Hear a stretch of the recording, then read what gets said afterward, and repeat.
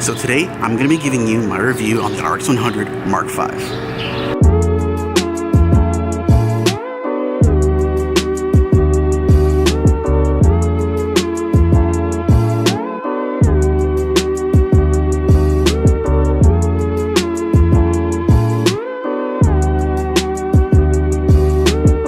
Okay, RX100 Mark V. It's been about a year since I've purchased the camera. I've vlogged with it at least twice a month since then. I use it all the time for family videos as well. It kind of lives with me. I carry it pretty much everywhere I go. I don't always use it, but I have it there just in case I need it. So after a year, what do I think? Well, I love it. It's a great camera. There are some things that I would change. Definitely the longer 4K recording time. I really feel that it needs a longer 4K recording time. I'm not sure how much of an engineering feat it would take to do that, but it definitely needs that. So I'm going to go ahead and start it off with things that I like, and then we'll move on to the things that I don't like about the camera after a year. Okay, so things that I do like. I love how fast it focuses. It's a super fast focusing camera, especially when you program the faces and you have face detection on. Oh man, it locks onto that face and just stays there. I have liked the Sony RX100 series for a while now. This is my second one. I had the RX100 Mark III, which I think we kept for maybe, I think 6 months to a year. What made me upgrade was the new autofocusing on the Mark V. It was leaps and bounds beyond what the Mark III had because of the phase detection that it has. These phase detection autofocus points, I mean, that's what makes it lock on so quickly and keep focus. Another thing I love is the 120 frames per second. The slow motion out of this camera is just unreal. I love it. I get compliments on it all the time, asking me, what camera did you take that on? And I'm like, well, I just took it on this little point and shoot. That's what I took it on. It also has the option for 240 frames per second that are just slightly under 1080p, which I don't use too often because it's a little bit of a convoluted process to make it happen, but it can actually get even slower slow-mo than the 120 frames per second that it has. Unbelievable for this kind of size of camera. Since I brought up the size, the camera is small. I can fit it in my pocket. I can carry it pretty much anywhere. Irene can drop it in her purse. I can put it in my backpack. It's so portable and it's so convenient for being such a high quality camera. Blows my mind every time. And of course, one of the obvious features of this camera that's just amazing is a flip-up screen. It allows you to frame yourself, to know exactly what you're filming in the frame, especially when you're vlogging. You know that you're always keeping yourself in the frame. That is extremely helpful. Another thing I like to mention is that this camera is extremely durable. I have dropped it several times. It even has this big dent and gash on the side of it, and it's still functioning. It inhibits the viewfinder just a little bit, but yeah, I don't really use the viewfinder that much because the little mic covers are kind of covering the viewfinder anyway, so the viewfinder is not really, not something I use on a regular basis. The lens quality on this camera is great. That 1.8 aperture, you see the buttery background behind me?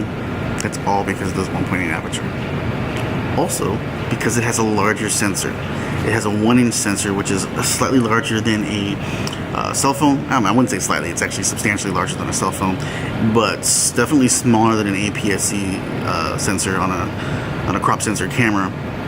But because it has this larger sensor, you get that nice bokeh in the background. It's not as creamy as maybe a full-frame camera, but it's definitely better than anything you're going to pull out of your cell phone.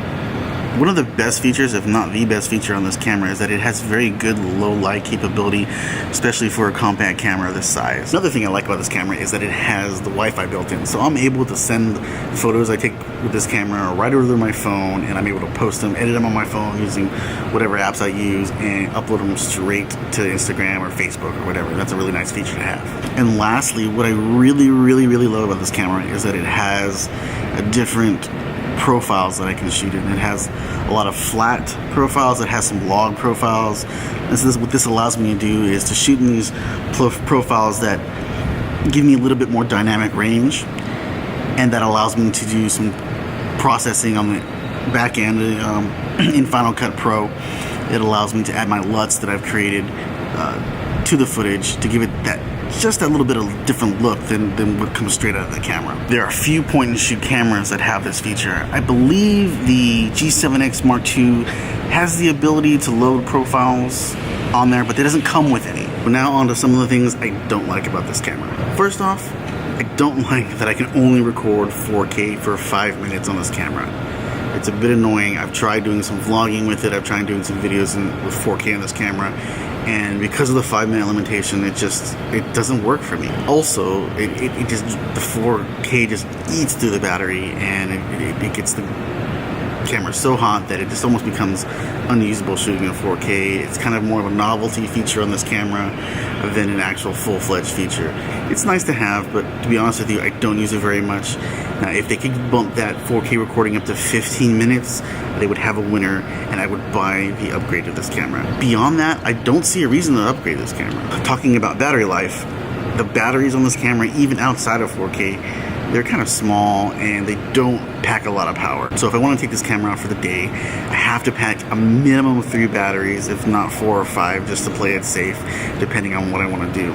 Because if I do a lot of slow motion, the batteries get eaten up there as well. So another thing that I'm not too fond of on this camera is that it doesn't have a mic input. Now, I might be nitpicking just a little bit because it is a point and shoot, so I don't know that I should just expect a mic jack on this camera, but it would be so awesome if it did. It would be so awesome if this camera had a mic jack. It would make it so perfect. So perfect. I could add an external mic and get better audio out of this camera. Right now I'm just using the onboard audio. I got 2 little fluffy things over the mics right now to help block out the wind, and you know, the audio on this camera is okay. It's just okay. It could be so much better with an external mic and match the video, the quality of the video and the audio would be more on par together. But you know, for what it is, it's not a bad setup, and the microphones are okay. They're great for, you know, for picking up what I'm saying here and talking, as long as I'm close enough. So 1 year later, would I buy this camera again? In a heartbeat, I would buy this camera again. It has a lot of the features that every vlogger needs, and some that we really don't need, but I'm glad that they're in there anyway. That's it. My 1 year review of the RX100 Mark V. I'm still loving it. If you're in the market for a vlogging camera, you definitely want to check this one out. If this video was helpful, don't forget to give it a like. And if you love the content and you want to see more, make sure you subscribe. See you later.